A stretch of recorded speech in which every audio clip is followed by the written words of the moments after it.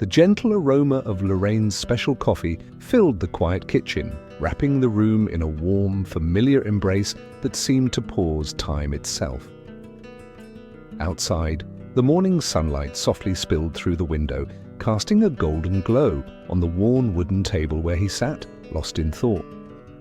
It was a calm start, yet his mind was restless, replaying the recent wedding of his son and the strange, distant silence that had settled over their relationship since then. He clutched a small, folded note in his hand, an unspoken secret worth nearly $100 million, something he kept hidden, yet felt it might be the key to mending the fractured ties. His heart fluttered with a fragile hope that revealing this hidden inheritance could somehow reopen the door to genuine connection, to reclaim the bonds they once shared. But doubts lingered. Could a single, shocking truth truly pierce through years of emotional walls? As he looked around the cozy kitchen with its familiar clutter and treasured mementos, he wondered whether this quiet act of honesty might finally ignite a change, or only deepen the chasm between them. Still uncertain if the revelation would bring relief or cause more pain, he resolved to try, holding on to the faint hope that even in the midst of betrayal and distance, a single spark of truth could light the way back to what truly mattered. The morning ended with him quietly pondering whether this secret might serve as a bridge rather than a barrier, questioning if one bold step could rewrite the story of their family, restoring something real amid the silence. Early the morning after the wedding, the grand hall felt empty, except for the drowsy hum of the chandeliers overhead and the faint echo of laughter still clinging to the polished floors, and Jerome traced his steps back to Marcus's dressing room with a worried look that spoke of new truths ready to unsettle everything. Marcus had barely caught a glimpse of himself in the gilded mirror when Jerome knocked, his hand trembling like a leaf brushing autumn air, and shared what he had heard in hushed corridors, how Victoria Ashworth had smiled through a sip of champagne and boasted to her friends that Marcus's bloodline, while desirable, still needed a steady infusion of wealth before it could truly sit among theirs. In that moment, Marcus felt the warmth of hope drain from his chest, replaced by a slow shiver of betrayal. He remembered Lorraine's gentle touch on his arm the night before, how her eyes had sparked when he had whispered his fear that love alone might not bind them all. Now, Jerome's words lingered between them, a brittle thread threatening to snap. Unfurling his suit jacket, Marcus took a steadying breath, reminding himself that this day was meant to be triumphant spring sunshine, not the chill of doubt. He slipped from the cool marble tiles into the corridor where the buzz of whispers followed him like moths to a flame, curious and hungry for secrets, and he realized he could no longer drift among polite smiles and carefully chosen toasts. Gathering what remained of his courage, he walked straight to the head table where crystal glasses caught the morning light and threw prismatic patterns onto linen as white as silence. He climbed the dais with a deliberate calm, each step echoing in the hush that fell over the assembled guests. Victoria sat at the center of the table, her posture as rigid as carved ivory, a single glove dangling from her fingers as if she kept her own warmth at arm's length. Marcus paused before her, letting the tension stretch like a taut ribbon around the room. Then he spoke, his voice low but steady. He reminded them that he was not merely a vessel for Ashworth prestige, but a man yearning to belong to something honest, something beyond inheritance and alliances. A murmur rippled through the crowd, the sound of shifting chairs and anxious breaths as old acquaintances glanced at each other with unfamiliar concern. Across the table, his wife tilted her head, her lips curving in a rehearsed smile that didn't reach her eyes. She dismissed his words with a casual flick of her hand, claiming that they were all grown adults bound by a shared love, for money, for status, for what they could win in society's endless game. Her voice was smooth and dismissive, like ice sliding across polished stone. In that moment, Marcus noticed the stark difference between her and Lorraine, whose arms he suddenly imagined around him, offering warmth instead of cold calculation. The room felt colder still, the candle flames shivering as if in a draught. Guests exchanged glances heavy with expectation and fear, as though the finest crystal on their tables had turned to glass shards ready to cut. Marcus realized that even as he stood at the head of the family's celebration, his heart still ached for acceptance that might remain forever out of reach. He had hoped that one bold act could rewrite their story, but now he saw how deeply he had wanted to fit into a mold crafted by others, how vulnerable that made him to their manipulations. As the hush stretched, the hall's decorations, rows of blooming roses, ribbons of ivory satin, seemed to mock his longing for something real. Yet in that cold silence, he found a fragment of clarity. His need for approval could either shackle him or guide him toward a truer path. And so he stepped back from the head table, leaving the murmur of the assembled guests to rise around him like a restless tide, determined to discover whether love that flowed from one's own heart held more power than the weight of a name. Several weeks had passed since he had stepped back from the head table, and the Ashworths' grand dining room now felt like a polished stage on which every gesture was weighed and every whispered compliment observed like a precious gem. In the soft glow of the crystal chandelier, the long mahogany table was laid with fine bone china and silver cutlery that caught the candlelight in delicate arcs, and the air was heavy with the scent of truffled mushrooms simmering in a creamy sauce, the faint sweetness of roasted chestnuts, and a swirl of exotic spices that Victoria had insisted would please the most cultured palate.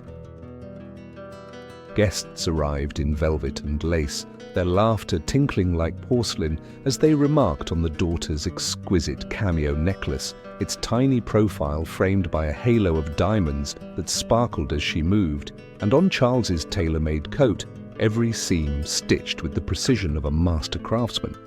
The family performed this ritual night after night, offering refined conversation about the latest opera debut and the philanthropic gala that would soon raise fortunes for orphaned artists, all while the protagonist quietly observed from beneath lowered eyelashes, heart heavy with unease. Each evening, Victoria sat beside Marcus with the serene composure of a queen on her throne, her hand brushing his as if to claim him, her soft voice winding through his defenses as she asked about his plans for the estate, her words laced with a subtle hunger masked by eagerness. Charles, for his part, hovered with practiced courtesy, ladling rich consommé into porcelain bowls and guiding conversations toward the subject of alliances and prestige, while the protagonist pondered whether this display of generosity truly sprung from affection or from a meticulous calculation designed to secure every last corner of the Ashworth fortune. Over the linen napkins, Victor's questions had once been innocent, but now they carried a sharper edge. Had Marcus considered the timeline for transferring property? And did he envision his future heirs enjoying the lakeside villa in its current form? Behind her polite smile, Victoria's eyes gleamed with a subtle intensity that felt like a pair of watchful birds sizing up prey. And when the protagonist caught that look, in the glint of a crystal water glass, a pang of doubt struck like a distant thunderclap. Still, each evening unfolded like a carefully composed symphony. The orchestra of voices rose and fell in perfect harmony. The clink of glasses formed a delicate percussion underlining polite laughter, and Victoria's voice, cool and measured, soared above the rest as she thanked each guest for their presence and pledged to host a charity ball that would outshine any previous gathering in the city. Marcus beamed at her words, but in the protagonist's mind, the smile seemed practiced, his warmth tinged with the same sense of obligation that lay beneath every polished phrase. The dinner progressed, courses gliding by in an endless parade of color and aroma, the ruby redness of beetroot carpaccio dotted with microgreens, the pearly sheen of poached Philly accented with pomegranate pearls, the chocolate sable tart that melted on the tongue with whispers of sea salt. yet beneath that sensory splendor, the atmosphere crackled with unspoken tension. Each time Victoria leaned in to brush Marcus's sleeve, the protagonist's throat tightened, as though a ribbon of suspicion was slowly winding around their heart. They remembered the shy days of earlier acquaintance, when laughter had bubbled between them unguarded and love had seemed a simple spark. Now, love felt caught in a maze of mirrored corridors, reflecting back ambition and strategy more often than genuine devotion. When at last, the last guest had taken their leave and the household staff had extinguished the last flicker of candlelight, Victoria had remained at the table, her gaze drifting over the remnants of the meal as though she were mapping every dish's hidden value. Marcus rose to pour her a final glass of port, his movements smooth and attentive, but the protagonist lingered behind, their hand curled around a silk napkin as they watched the two of them from the shadowed doorway. In that quiet moment, Victoria turned to Marcus with a question that froze the air. Had he considered whether the joint will should be amended before the end of the year, now that their marriage bound two families together forever? And his brow had furrowed in surprise at the sudden shift from intimate warmth to legal precision. The glow in Victoria's eyes had shone not with love, but with something colder, sharper. It was the light of a strategist sizing up her next move, the same gleam the protagonist had seen when she first asked about his father's holdings. And so, standing alone in the hushed corridor, the protagonist felt a quiet decision take root where before there had only been uncertainty.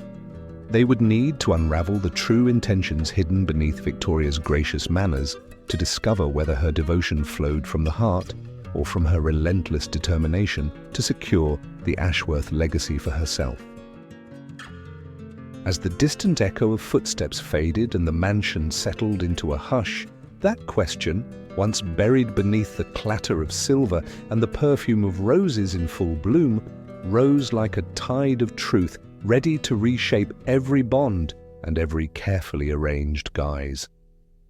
Eliza lingered by the polished mahogany desk as late afternoon light filtered through heavy curtains, casting long shadows across neat stacks of papers and soft whirls of dust dancing in the golden rays. In the next room, she had overheard Maria mentioning the children's medical histories and the Foundation's diligent oversight, casual words that now echoed like a challenge, pricking at her mind.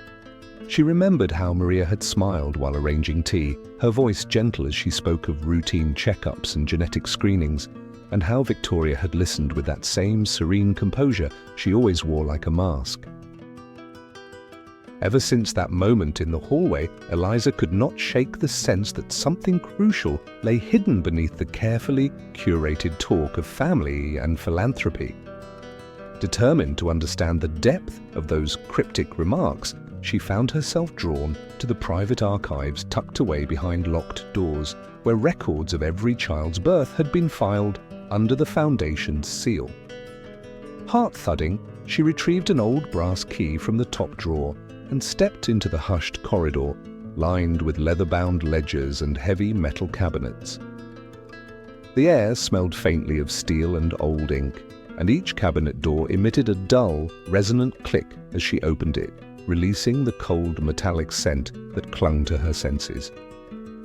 Her fingers brushed against manila folders, stamped with the names of children she had watched grow up, their birth dates and blood types neatly typed on stiff paper.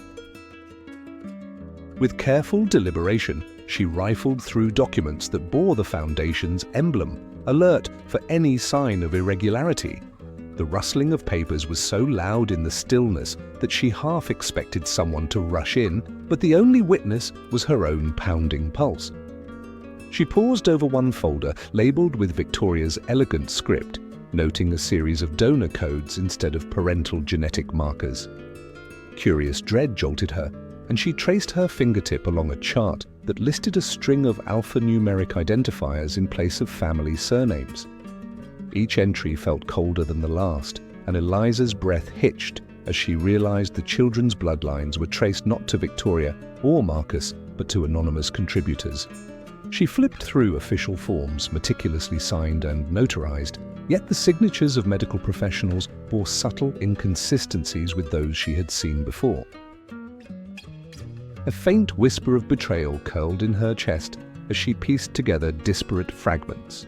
Letters of agreement signed under assumed names, receipts for donor services rendered across distant clinics, and a final document that spelled out a surrogacy contract drawn up on the Foundation's letterhead.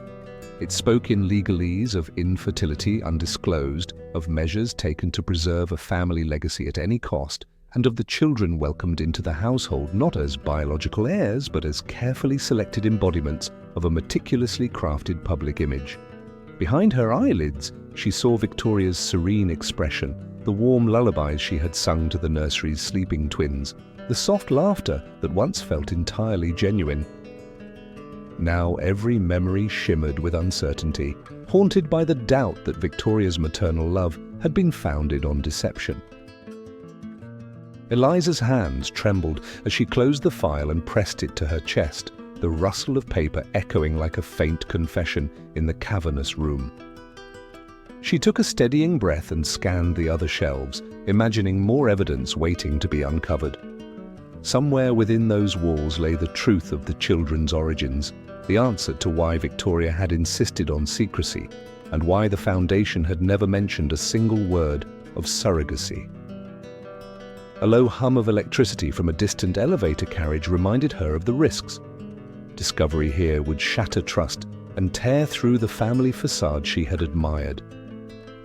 Yet the weight of the secret pressed down on her conscience, demanding resolution. With one last glance at the folder in her arms, Eliza made her decision. She would trace every donor record, cross-reference medical initials, and confront the architects of this silent conspiracy until no question remained unanswered or no lie unexposed. The final rustle of the papers seemed to affirm her resolve, setting in motion a reckoning that would test loyalties and reveal the true measure of Victoria's devotion. The late-night silence in the protagonist's home was thick with tension, broken only by the faint click of a hidden camera carefully installed in a corner, capturing every suspicious movement. After a dinner that had left a subtle, almost imperceptible smell of poison lingering on his tongue, he knew he had to act quickly and cautiously. Victoria's charming facade had always masked a darker intent, and now evidence suggested she had plotted to harm him, possibly even to eliminate him altogether. Determined to uncover the truth, he had hired a team of surveillance experts who discreetly monitored his home, meticulously recording conversations and scanning for any signs of foul play. As the night deepened, the faint scent of chemicals in his food became more than just a suspicion. It was a clue pointing to a hidden substance, a forensic trail that could expose her treachery. Hidden microphones captured Victoria's hushed whispers, plotting murder with a cold, calculated precision, her words laced with venomous intent. The evidence was mounting, recorded conversations revealing her plans, the discovery of a strange powder in his meal, and the subtle but unmistakable signs of tampering. Now, faced with undeniable proof, he understood he had to proceed with utmost caution, involving the authorities while continuing to gather irrefutable evidence to ensure her schemes could be thwarted before her next move. The danger was escalating rapidly, yet with each piece of concrete proof collected, his confidence grew that he could expose her and protect himself, even as the shadows of her betrayal threatened to engulf him completely.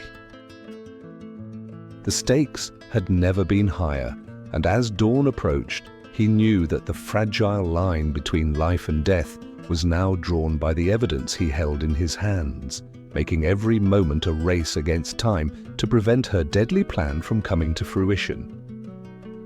The night had fallen into an eerie silence, broken only by the sharp crackle of police radios and the flashing blue and red lights that painted the quiet street in a chaotic dance of shadows. Wesley's team had moved swiftly, their hearts pounding with a mixture of determination and dread, knowing that tonight was the culmination of months of painstaking investigation. As they surrounded her house, the air was thick with anticipation, every officer aware that this could be the moment they finally brought justice to a family torn apart by betrayal. Inside, Victoria, still in her pajamas, was caught off guard as the door was burst open, her eyes wide with shock and denial. She tried to protest, to deny everything, but the evidence was irrefutable. Hidden messages, secret meetings, and motives that painted a clear picture of her involvement. Handcuffed and led out into the cold night, she struggled against her fate, her voice trembling as she attempted to deny her guilt, but the truth was already spilling out in confessions from her accomplices Charles, Patricia, and Roberto, each revealing previous attempts and motives rooted in greed and revenge. The officers moved with purpose, their faces set with resolve, knowing that this arrest was more than just a capture. It was a turning point in restoring the fractured trust of a family that had been shattered by lies and manipulation. As the family watched from a distance, the weight of the night settled heavily upon them, knowing that the road ahead would be long and fraught with legal battles and public scrutiny. Yet, amidst the chaos, there was a flicker of hope, a belief that justice, though delayed, could finally bring some semblance of peace and truth. The scene marked the end of Victoria's manipulative reign and the beginning of a painful but necessary process of healing, as the family faced the daunting task of rebuilding their lives on the foundation of honesty and newfound clarity. With the conspirators in custody, the night slowly gave way to dawn, and the fragile line between chaos and order was drawn anew, leaving everyone to wonder if justice could truly mend what had been broken so deeply, or if the scars of betrayal would linger forever. Several months after the last echoes of chaos had faded, the old house brimmed with a gentle bustle that felt almost like a promise, as if the very air between its aging beams had softened to welcome a new beginning. Sunlight poured through lace curtains into the familiar kitchen, where the rich scent of rosemary bread mingled with the sweetness of simmering tomato sauce, and Marcus stood quietly at the long wooden table, tracing the grain of its surface as his partner arranged fresh basil leaves atop steaming bowls. In the corner, laughter rose unself-consciously as two little ones chased each other's shadows along the worn floorboards, their giggles weaving through the warm hues of fading afternoon into a song of simple joy. Each evening, the family gathered for stories, and tonight they spoke of earlier summers, of a forgotten picnic by the river, where daisies had crowned small heads and nothing more precious than friendship seemed possible. In sharing those memories, even the adults found their chests lighten, the old tension in their shoulders finally unraveling like threads pulled free from a tattered net. As Marcus listened to his partner recount the first days after the trial, when they had tiptoed around each other's pain, he felt the last of his doubts settle into acceptance.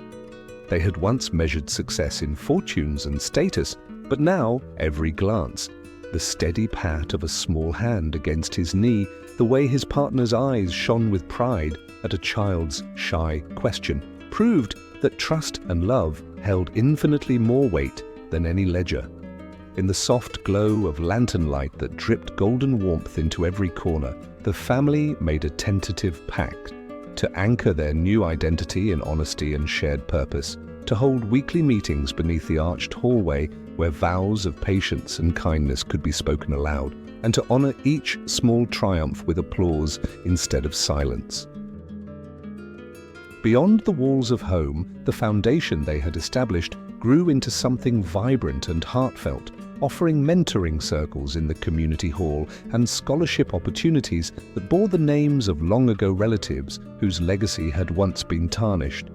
Volunteers painted bright murals, while hopeful teenagers came seeking guidance and found a place to belong, their eager eyes mirroring the spark of second chances that glowed in the parents' hearts.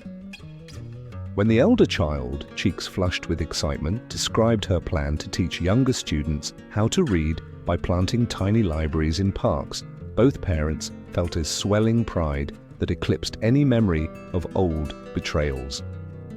Days passed in a rhythm of shared chores and evening conversations, each moment building upon the last, until the foundation's work became a symbol of the family's transformation, a living testament that integrity could outshine wealth and solitude could give way to community.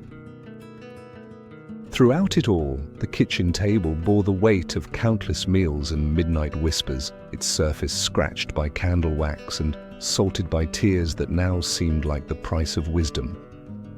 And in the hush between dusk and night, when a cool breeze rustled through open windows and the scent of lavender drifted in from the garden, Marcus found himself watching the familiar scene. His partner gently brushing flour from a child's cheek, the younger one curled asleep in a corner chair with a book resting on tiny laps, and he realized that every step forward, no matter how small, had woven them closer together than any fortune ever could. Looking around at the happy family, Marcus reflected that genuine love was indeed the greatest treasure of all.